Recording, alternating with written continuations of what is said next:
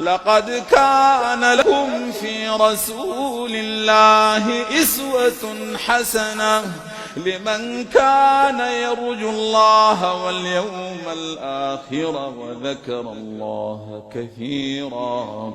ولما رأى المؤمنون الأحزاب قالوا هذا ما وعدنا الله ورسوله وصدق الله ورسوله وما زادهم إلا إيمانا وتسليما. من المؤمنين رجال صدقوا ما عاهدوا الله عليه فمنهم من قضى نحبه ومنهم من ينتظر وما بدلوا تبديلا.